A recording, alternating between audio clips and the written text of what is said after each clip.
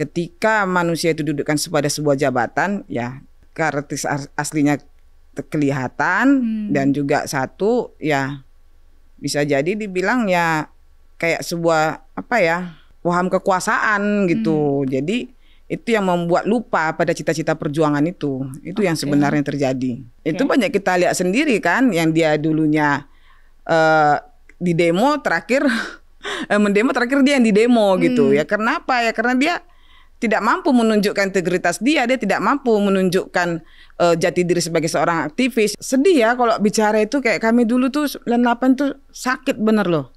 Istilahnya kita tuh udah berdarah-darah di jalan, di lapangan. Istilahnya tidur sama, makan sama, segala sesuatu sama, kita diskusi sama, berminggu-minggu gitu. Nah ternyata begitu dia duduk, dia lupa itu semua gitu loh. Halo Sobat Sore, selamat datang di podcast Senin Sore, ngobrol sore seru sambil nyantai. Halo semuanya, aku Farah, dan kembali lagi di episode kali ini kita akan membahas terkait dengan social and legal issue. Lebih tepatnya kita akan kupas tuntas terkait dengan para aktivis yang dulunya tuh memperjuangkan keadilan dan juga menuntut perubahan. Saat ini mereka bergabung di kursi pemerintahan.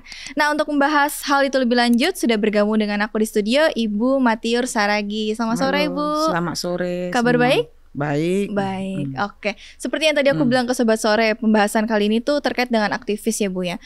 Kalau kita flashback sedikit tahun 1998 tuh kan para aktivis mahasiswa tuh kan berkumpul ya untuk nuntut perubahan di era tersebut ya.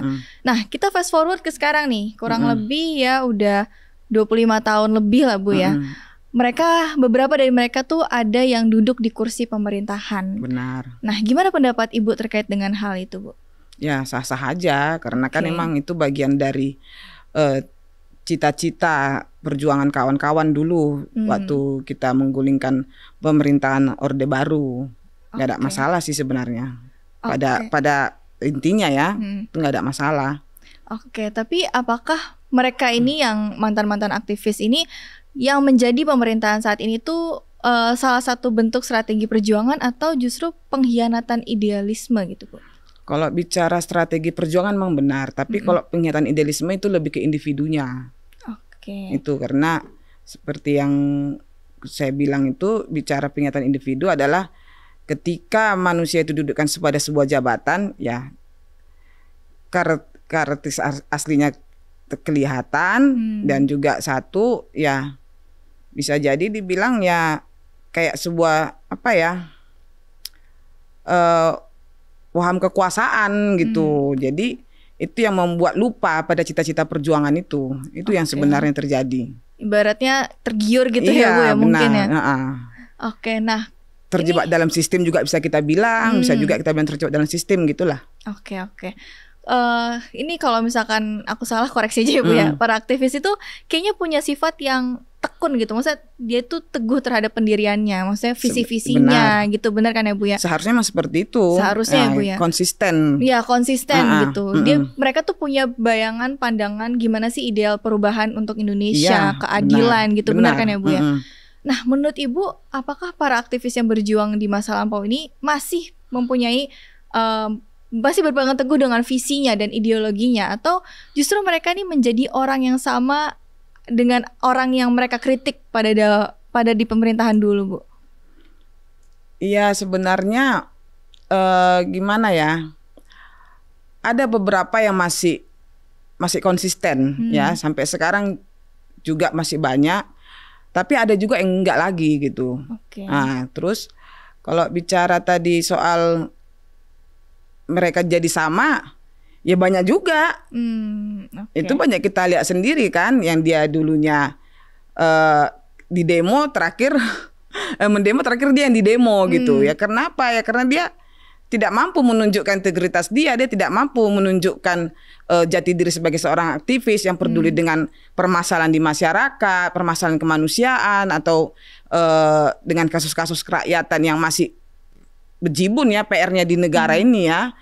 Ya itu seperti yang saya bilang tadi, bisa jadi karena mereka tiba-tiba jadi kena sindrom waham kekuasaan, bisa juga karena terjebak dalam sistem. Padahal kan cita-cita kita mereka masuk ke situ kan untuk membuat sistem itu jadi lebih baik. Baik itu merubah atau bagaimanapun yang lebih berpihak kepada rakyat untuk perbaikan sistem kenegaraan kan. Ternyata kan ya banyak yang melenceng dari cita-cita awal tadi gitu. Kan tadi Ibu sempat mention nih, mereka masuk ke pemerintahan itu untuk mewujudkan sistem pemerintahan yang dicita-citakan. Iya. Apakah sebenarnya itu yang mereka bayangkan cita-citakan seperti itu atau gimana nih Bu? Kan padahal ada yang melenceng juga kan padahal kan. Iya, melenceng dalam artian kan mereka yang nggak mampu gitu loh. Kalau cita-cita awalku masih tetap sampai sekarang pun kalau kita dikumpulkan kita masih punya harapan yang sama, ada perbaikan gitu. Tapi kita lihat sampai sejauh ini ternyata cita-cita itu masih hanya beberapa titik yang terpenuhi gitu. Banyak harapan-harapan kita juga yang belum tercapai kan. Ada banyak senior-senior saya atau teman-teman saya yang udah memangku sebuah jabatan baik di daerah maupun di pusat gitu kan. Ya kita mau diskusi, kita kasih saran gitu. Ya masih ada juga yang masih mau menerima gitu kan. Tapi ada juga yang udah jadi pejabat, jangankan apa yang ngangkat telepon aja udah susah gitu loh. Udah jadi pejabat dari susah di telepon gitu ya. Nggak mau gubris lagi gitu kan. Jadi kalau bicara soal aktivis ini udah terkelas-kelas dia gitu. Beda sama yang dulu itu sangat beda jauh sekali gitu loh. Oke, nah tadi kan Ibu sempat mention tentang perubahan ya Bu ya. Sebenarnya sama nggak sih perubahan yang dituntut zaman dulu sama zaman sekarang itu tuh kira-kira perbedaan yang terlihat itu apa Bu? Kalau perubahan zaman dulu sama sekarang gitu dalam sistem pemerintahan gitu, ya masih banyak yang kurang lah. Contohnya apa tuh kira-kira ya? Kalau mau dikupas itu ya panjang sekali, baik itu dalam sistem undang-undang ya, terus peraturan, belum lagi regulasi-regulasi yang terjadi pemerintah tuh banyak gitu. Banyak yang udah, apalagi kalau sekarang itu ya kok jadi begini ya, kok jadi istilahnya, kalau menurut saya pribadi ya, kok jadi tambah kacau gitu. Nah, tapi ada juga beberapa sektor yang sudah mulai kita kelihatan gitu. Membaik gitu ya Bu ya. Tapi ada juga yang justru makin amburadul gitu kan. Seperti kelembagaan gitu ya kan, yang tidak berjalan dengan sesuai dengan fungsinya gitu. Tapi ada teman kita di dalam gitu. Tapi kenapa nggak kurang gaungnya gitu ya kan. Jadi juga kita bertanya apa sih kerja dia gitu kan. Kita mau ajak diskusi ya biasalah dengan sistem jabatan sibuk gitu kan. Jadi itu yang susah kita mau komunikasikan gitu. Tapi dalam artian kita juga nggak berharap dengan kawan-kawan duduk mereka bisa mewakili suara rakyat atau suara kita pada juga dengan cita-cita kita yang dulu gitu. Kita nggak seperti itu. Kawan-kawan yang di luar itu masih tetap eksis gitu, melakukan ya pembobotan di masyarakat lah, seperti pencerahan, advokasi, pendampingan gitu. Itu masih tetap. Tapi sejauh ini nih keberadaan aktivis di pemerintahan itu apakah justru memperkuat atau melemahkan keadaan masyarakat sipil gitu? Partisipasi masyarakat sipil. Nggak bisa juga kita bilang terwakilkan, nggak bisa juga. Kalau menurut saya ya, nggak semuanya bisa mencakupi gitu. Tapi kira-kira faktor apa yang tidak bisa mencakupi itu Bu? Kalau sudah kita bicara duduk di sebuah lembaga ataupun sistem, kita pasti akan terikat dan menghamba kepada sistem itu kan. Kita nggak bisa lagi bicara mewakili orang lain ataupun diri kita. Berarti ibaratnya sistem di paling depan baru wakil rakyat di belakang ya nih Bu? Bukan wakil maksudnya suara rakyat gitu. Berarti suara rakyat ini ibaratnya harus menyesuaikan sistem yang ada. Ya tidak lah, seharusnya kan sistem itu harus memihak kepada rakyat gitu. Tapi nyatanya kan tidak. Justru sistem itu mempermainkan rakyat. Sistem dibuat apa? Untuk apa? Untuk kepentingan para elit jadinya kan. Dan banyak kawan-kawan kita yang sudah ada di dalam. Kenapa sampai saat ini nih Bu ya kira-kira nggak bisa tuh sistemnya itu tidak bisa membenahi suara-suara rakyat yang menuntut perubahan dan juga keadilan. Kira-kira kenapa tuh Bu? Ya karena memang tidak ada yang mau melakukan. Dengan sekian banyak perwakilan rakyat itu Bu, berarti masih belum Kalau bicara soal terpenuhi ya? Dewan Perwakilan Rakyat, jauh api dari panggang lah kita bilang. Hanya segelintir yang memang benar-benar memperjuangkan rakyat kan. Oke. Kita mau bicara kasus di negara ini nggak terkaji lagi gitu. Jangankan yang saat ini, yang dulu-dulu aja juga masih banyak kan. Masih banyak yang belum terselesaikan gitu. Banyak. Itu saya bilang malah fenomena gunung es. Kasus-kasus rakyat yang nggak terselesaikan gitu. Sekarang rakyat menjerit. Siapa yang mewakili mereka? Jangankan bicara aktivis, siapa sekarang yang turun ke jalan? Oke, kita bilang sekarang perubahan zaman, semua sudah main digital gitu kan. Tapi ya kita lihat aja lah, bersaing dengan para buzzer kan. Buzzer-buzzer tuh ada yang bayar. Gitu loh. Iya. Sekarang bicara soal yang turun ke jalan, kita juga udah nggak percaya. Rata-rata itu kan ada penggeraknya, ada operatornya kan. Dibayar. Kalau dulu kan enggak. Kita turun ke jalan itu memang betul-betul disupport sama masyarakat. Masyarakat tuh langsung kontan gitu ya, ada yang ngasih aqua, itu kita rasain gitu kan, ada yang ngasih makanan. Kalau sekarang kan enggak, malah sudah ada itu mobil apa namanya itu ya, mobil logistik. Kalau dulu kan enggak ada. Itu. Berarti ya ibaratnya sekarang tuh kalau kita mau menyuarakan ya ketutup buzzer, terus masyarakat juga kayaknya tidak pay attention juga ke para aktivis sekarang gitu ya Bu ya? Apa gimana nih? Itu kurang. Karena apa? Karena kan banyak juga yang sudah terungkap kan. Ternyata yang bersuara lantang itu karena ada punya kepentingan. Ya seperti hamba politik lah, menghamba jadinya. Itu. Mereka jadi ya patuh aja ke partai politiknya apa gitu. Iya, gimana, mengkritik karena bukan ya nggak semua karena partai politik ya. Ada yang memang masuk ke partai politik, kan ada juga yang jalur independen gitu. Justru seperti yang mau saya sampaikan itu, mereka tuh kritik tajam itu karena apa? Karena menginginkan sesuatu gitu. Ada juga karena memang dia murni menginginkan sesuatu tapi ditarik, dipaksa masuk ke sistem supaya diam. Dipaksa gitu. ke sistem, dipaksa dibawa ke sistem. Iya, dipaksa masuk ke sistem supaya diam gitu. Yang terjadi saat ini kan fenomenanya kan sistem pembodohan gitu. Wah, sistem pembodohan ya Bu. Kasihan kan rakyat selalu dicecokin dengan isu-isu yang sebenarnya itu nggak penting kali lah buat rakyat gitu. Yang rakyat butuh kan sekarang apa? Bisa cari makan dengan aman, ya kan, mereka bisa menabung dan menata masa depan mereka. Tapi bagaimana bisa tercipta? Karena adanya beberapa peraturan diubah, ganti apa diubah gitu kan, ditumpang tindihkan gitu. Karena itu yang terjadi. Belum lagi para pelaku-pelaku yang bertugas di lembaga-lembaga kenegaraan itu yang dicecokin dengan ya banyak macam lah. Contohnya ya kasus korupsi itu kan sampai sekarang bukannya tambah ringan malah tambah berat gitu ya kan. Tidak ada kepastian hukum gitu. Rakyat kecil selalu jadi korban, yang punya duit selalu makin jadi kaya, yang kaya makin jadi kaya, yang miskin yang jadi makin miskin gitu ya Bu ibaratnya.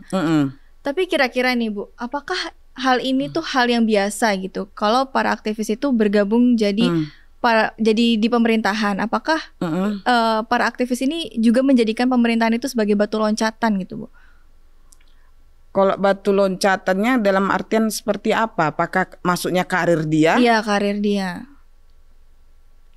Kalau menurut aku pribadi ya, aku pernah juga sering diskusi sama teman-teman. Contoh ini ya, yang dari dulu kejadian ini, ganti pemerintahan itu pasti kan gila jabatan, ngejar jabatan komisaris gitu ya. Aku bilang itu, apakah sebatas perjuanganmu itu sebatas hanya untuk mendapatkan kursi jabatan komisaris gitu loh. Oke, di komisaris BUMN atau BUMD bilanglah gaji 20 juta, lain lagi tunjang sana tunjang sini ya kan. Apakah hanya sebatas itu tujuan kita, pencapaian kita? Itu yang aku pertanyakan gitu. Tapi ya masih banyak juga kawan-kawan aktivis yang masih konsisten. Kita nggak bicara untuk perjuangan sebuah jabatan. Ada juga beberapa teman ya, kalaupun dia masuk ke sistem ataupun jabatan, ya itu memang dia masih tetap berjuang. Tapi ada juga yang hanya sekedar untuk menunjukkan saya bisa loh gitu. Di hasil perjuangan saya sebagai ini, dulu saya ini, saya sekarang ini harganya gitu, ini hadiahnya gitu. Ada juga masih seperti itu pola pikirnya gitu. Ada juga memang ditawari memang nggak mau. Ada itu ditawari memang nggak mau. Berarti gitu. Ibaratnya kan kalau kita duduk di pemerintahan tuh kita ada tawaran kekuasaan gitu ya Bu ya. Iya. Nah apakah mungkin kita tuh bisa menjaga konsistensi idealisme itu di tengah banyaknya tawaran kekuasaan yang diberikan kepada para aktivis gini Bu? Apakah mereka masih bisa tetap menjaga idealismenya? Ada banyak, masih banyak. Teman-teman saya, senior-senior saya ditawari memang nggak mau. Gitu. Mereka menolak gitu ya Bu ya? Mereka tetap memilih konsisten bergerak di basis gitu, memperkuat basis gitu. Mendampingin kasus-kasus rakyat masih banyak. Ada juga yang menghamba gitu kan, nyari-nyari, menjilat segala itu ada juga gitu. Berarti para aktivis ini ada yang jadi bagian dari pemerintahan, ada juga yang ikut tetap dalam mengawal di bawah, di masyarakat gitu ya Bu tetap, ya istilahnya menjaga basis lah, bersama rakyat ada juga gitu. Ada juga yang memang dia masuk karena dia ada punya tujuan tertentu, apakah bisa jadi tembakannya mau jadi kepala daerah, gitu aja, anggota dewan, itu ada juga yang ya bisa dibilang yang paling mirisnya itu negatifnya itu yang hanya untuk perkaya diri ada juga gitu ya. Perkaya diri, tergiur dia dengan tunjangan-tunjangan itu deh Bu kayaknya. Benar. Karena kan kalau udah duduk di atas itu kan pasti pergaulan kita tuh beda ya, nggak bisa lagi duduk sama dengan di kayak dulu tuh kita nongkrong di trotoar, tidur di jalan itu udah beda jauh gitu. Oke, tapi kalau dengan banyaknya aktivis di pemerintahan nih Bu sekarang, ya tapi dia tuh nggak bisa membawa perubahan yang signifikan, belum gitu Bu. Apakah memang tidak ada harapan lagi atau justru pemerintahan itu memang terlalu kuat gitu, jadi nggak bisa digoyahkan sesuai dengan suara masyarakat gitu? Nggak juga. Nggak juga. Kita masih optimis kok ada perubahan. Kita masih ada juga ya beberapa senior-senior walaupun dia sudah duduk di dalam, dia masih bisa diajak diskusi gitu kan. Itu masih tetap kita jalani. Dan juga ya kalaupun ada juga senior yang nggak bisa, ya kita yang masih di luar ini masih tetap diskusi, duduk sama apa yang mau kita perbuat untuk memperbaiki negara itu masih kita diskusikan gitu. Kita melakukan gerakan-gerakan sendirilah gitu. Istilahnya kita nggak bisa menyelamatkan 10 orang ya 1 orang gitu. Kita nggak bisa mencerdaskan 100 orang ya 1 orang gitu. Tapi cukup menarik sih Bu. Maksudnya kayaknya penting juga sih para aktivis ini nggak hanya semua di pemerintahan, tapi memang penting harus. Tapi jangan semua. masih ada di masyarakat gitu ya. Jadi masyarakat ini ibaratnya masih ada yang nge-guide gitu sih dari para aktivis yang dulu gitu ya Bu benar. Ya. Nah tapi kalau Ibu bisa berikan pesan nih kepada para aktivis yang sekarang agak melenceng gitu ya bisa dikatakan, apa yang bisa Ibu katakan kepada mereka nih? Ya jangan lupa kacang lupa kulitnya ya, gitu loh kan. Karena sedih ya kalau bicara itu, kayak kami dulu tuh 98 tuh sakit bener loh. Istilahnya kita tuh udah berdarah-darah di jalan, di lapangan. Kayak saya di Sumut gitu, di Medan gitu ya sama teman-teman itu. Kita bangun di basis rakyat gitu ya, kita mendampingi rakyat, mengadvokasi gitu kan. Kita tidur di jalanan, terus tidur di rumah rakyat, makan beras catu gitu kan. Masuk ke perkampungan yang nggak ada jalan, harus naik kayak rakit gitu ya. Nggak ada listrik gitu kan. Terus pakai lampu teplok dulu ya atau apalah gitu. Terus tiba-tiba kita yang udah istilahnya tidur sama, makan sama, segala sesuatu sama, kita diskusi sama berminggu-minggu gitu. Nah ternyata begitu dia duduk, dia lupa itu semua gitu loh. Bahkan dia lupa waktu kita itu di basis itu ya, kita kan itu tidur di rumah rakyat ya, di rumah masyarakat. Kita makan loh beras rakyat itu loh, yang beras catu tuh kita makan gitu. Apa dia nggak ingat sakitnya itu gitu loh. Jadi ada perjuangan yang berdarah dulu itu ya Bu ya. Iya benar gitu. Kita kan sama-sama berjuang dulu kan. Kenapa? Itu juga sering sih kita bahas gitu kan. Kayak kadang kita cerita-cerita kok bisa ya. Tapi itu tadi kembali saya bilang, itulah karakteristik sifat aslinya tuh keluar gitu saat dia menjabat sebuah jabatan gitu. Tapi ya nggak semua juga. Ada juga sih yang masih welcome gitu kan. Terus kita kritik, kita kasih saran, dia mau terima gitu. Ada juga gitu. Nggak semua sih. Nggak semua tapi kalau ngeliat menyakitkan gitu ya Bu. Kayaknya dulu berjuang bersama-sama, sekarang mentang-mentang udah dapat jabatan gitu ya. Jadi benar, kayak lupa gitu dia ya. Kita sampai banyak ya dulu ya kok sebelum 98 itu banyak kuliahnya hancur itu ya kan. DO segala macam. Karena ya habis-habisan di jalan gitu, habis-habisan demo di jalan bersama masyarakat gitu kan. Sampai ke perkampungan gitu. Itu kan banyak gitu yang benar-benar berkorban gitu. Tiba-tiba dia udah jadi pejabat, dia lupa gitu. Jangankan bicara untuk rakyat gitu, untuk teman lu sendiri aja lu lupa gitu. Jadi kayak ya terlupakan lah semuanya nih, tertutup matanya dengan jabatan ya Bu ya. Apalagi dia berangkatnya dari sebuah kelompok atau organisasi atau apalah partai lah kita bilang ya, contohnya gitu ya kan. Ya dia pasti ngabdi sama partainya dong atau kelompoknya, dia nggak akan, ya kita bilang pas sebelah dia ngabdi sama rakyat itu jarang sekali gitu. Oke. Nah ini untuk penutup nih Bu, kan mungkin generasi sekarang tuh para aktivisnya beda ya. Bedanya maksudnya apa yang dituntut perubahannya dan format mereka melakukan untuk menyuarakan suara rakyat kan itu juga beda ya. Mungkin sekarang ada media sosial dan lain sebagainya. Iya benar. Nah pesan dan harapan Ibu untuk generasi aktivis sekarang agar tidak kehilangan arah perjuangannya ini apa Bu, kira-kira bisa disampaikan ke Sobat Sore? Dan apalagi saya gimana ya, kayak hopeless gitu lah, generasi sekarang tuh hopeless. Wah kenapa tuh Bu se-hopeless itu? Karena kalau kita ajak diskusi lebih banyak main gamenya, nonton TikToknya, ditonton juga entah yang nggak unfaedah menurut saya gitu kan. Saya juga kadang masih mau main ke duduk-duduk sama anak mahasiswa gitu. Kurang keterpanggilan itu, kurang peduli gitu. Padahal saya pernah bilang, kami ini udah tua, kami juga nggak tahu kapan kami selesai di dunia ini. Iya. Kalianlah yang menerima tongkat estafet ini gitu. Apa kalian nggak perlu kita coba gugah gitu ya kan? Ya palingan ya iya aja katanya gitu loh. Jangan kan gitu. Kita ajak diskusi aja pada satu kasus aja kadang banyak yang nggak tertarik gitu, atau ada pun yang tertarik tapi ya hanya sampai di dia gitu. Nggak bisa dia jadi menularkan ke orang gitu, nggak bisa gitu. Jadi ada juga beberapa kasus gitu sama adik-adik mahasiswa, begini Kak, gini cerita soal apa gitu, soal ada kasus di luar lah mungkin di rakyat gitu. Saya bilang, kamu ngomong soal kasus di rakyat seperti ini, istilahnya kamu memperjuangkan gitu kan. Gimana kamu berjuang untuk rakyat, untuk dirimu aja kamu belum tuntas, belum selesai gitu. Nah, contohnya ya misalnya di kampus dia dapat tekanan gitu kan, atau dia nggak bisa memperjuangkan mata kuliah dia atau gimana. Itu jadi untuk hal kecil aja mereka nggak bisa, gimana mau bicara untuk hal yang besar gitu. Lu memperjuangkan diri aja lu nggak bisa, lu gimana memperjuangkan rakyat gitu. Terus kedua, banyak yang udah jadi pragmatis kan, gitu. Ada juga banyak anak-anak muda sekarang dia ngelihat seniornya yang jaya sekarang gitu. Wah abang itu enak, kakak itu enak, udah begini, udah bawa mobil, udah jadi pejabat ini. Dia nggak tahu itu prosesnya itu berapa puluh tahun loh, gitu. Itu juga yang menciptakan mental mereka menjadi mental pragmatis. Ada juga ya? Ada juga senior yang mendidik mereka menjadi seperti itu.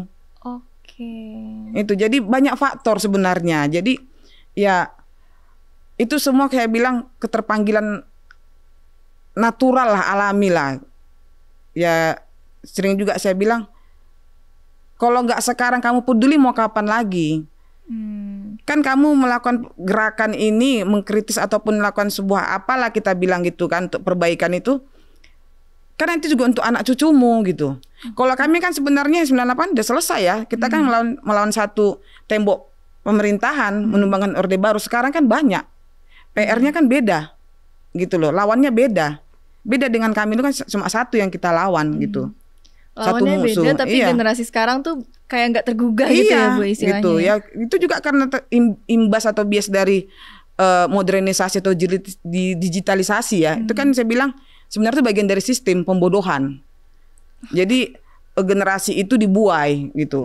Oke, itu dia Sobat Sore, pembahasan terkait dengan aktivis yang dulunya berjuang untuk menuntut perubahan, saat ini duduk di kursi pemerintahan. Terima kasih Bu Matiar atas waktunya telah datang di podcast Senin Sore. Nah, bagi Sobat Sore yang punya tanggapan, boleh banget untuk tulis di kolom komentar. Jangan lupa juga untuk like and subscribe YouTube channel podcast Senin Sore. Sampai jumpa di episode selanjutnya. Selamat sore.